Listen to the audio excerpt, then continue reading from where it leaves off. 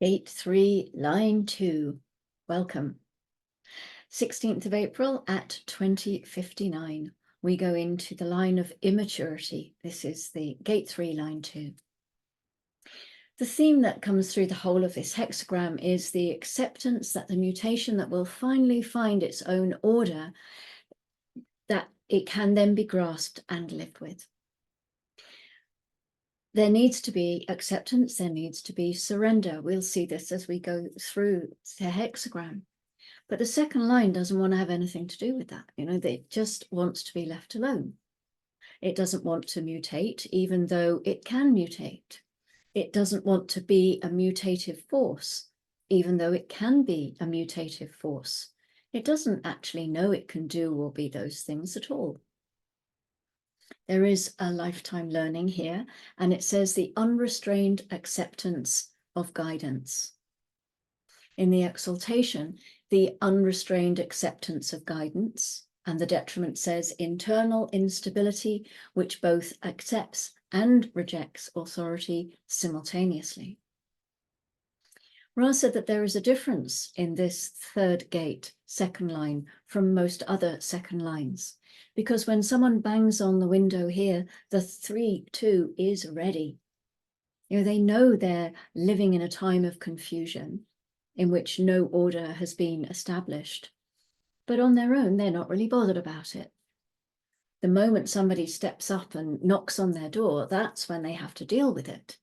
That's when they ended up being guided by somebody else.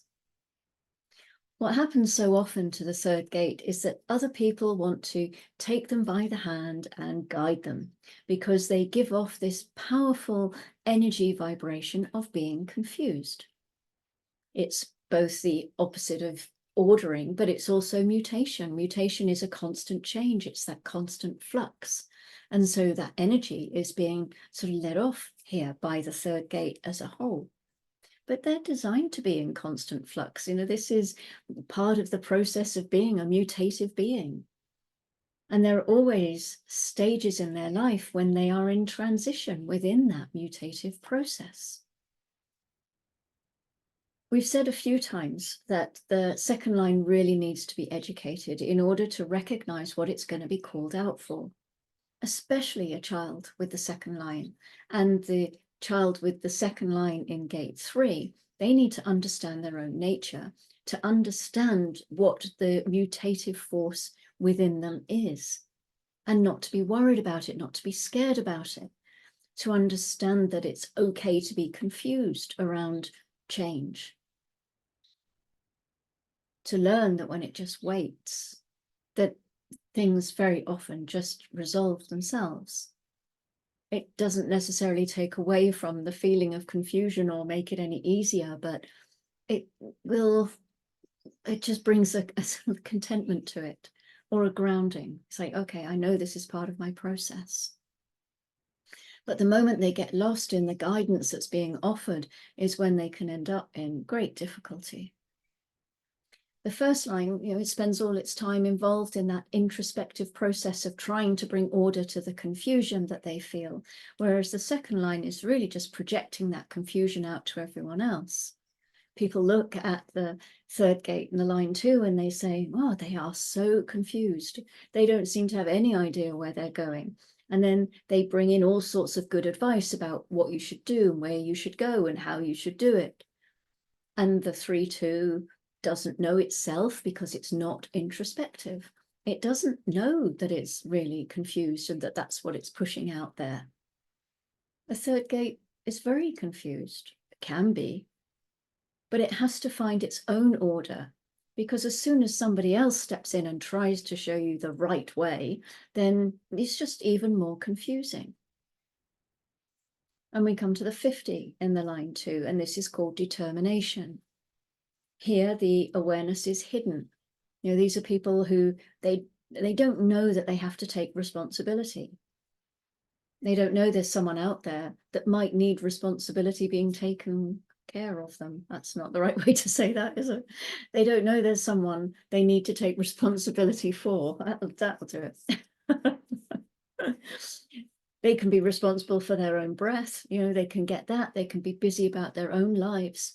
And yet they are always being called on to be responsible. The first line here has investigated the right values and the right laws, and they can see where responsibility lies. The second line is just doing its own thing. Thank you very much. I don't need responsibility in my life. Ra says it can be practically impossible to call out a 50 line 2. They really don't want to hear about it. These are people who can be very, very reluctant to take on responsibility. They're the kind of people who will say to you, just look after yourself. You know, I'm looking after myself. You go ahead, look after yourself. Have a nice day. Everyone with the 50th gate automatically has their own value system. It's within them, it's part of their makeup, part of their design. The second line has their own value system. You know, they have their own laws. They don't need or want to hear anybody else's opinions. They don't want to be responsible for you following your value system. They don't want that kind of responsibility. As I've been looking through this transit and sort of marrying the sun and the earth together, the grounding against that force of the sun, this relationship actually seems to be very simple to me. You know, just using the basic keynotes that we have are so powerful, because we could say that mutation can be grounded in values. It's just a basic keynote. Ordering is grounded in values. There may be difficulty at the beginning, but if we're grounded in the correct sense of responsibility with good values, then we can survive. So currently the moon is in gate 31, and we looked at that yesterday. And at 1821 BST, we move into gate 33. This is the gate of privacy, the gate of retreat. It's the gift to express wisdom through the throat gate, but it's wisdom that's been gathered from experience. There can be a really strong need for privacy here, enjoying time to contemplate and ponder the lessons that have been learned and the secrets that have been heard. Are you feeling that energy as we move into that this evening? At 5:30 tomorrow morning, we move into gate 7. This is the army. This is the role of the self in interaction. It looks towards the future. It has the ability to see the direction that humanity is taking, being influential in pointing the collective towards a new way, influencing and persuading others to follow their logical leadership and possibly influence those in positions of authority. This is often known as the power behind the throne, this logical gate in the G center that is a projector gate, so that power behind the throne must be invited in before it says what it's got to say, does what it needs to do, takes that direction and that leadership role. So those are our transits for today. And thank you very much for joining me. I will see you again in the next one. Go gently. Bye for now.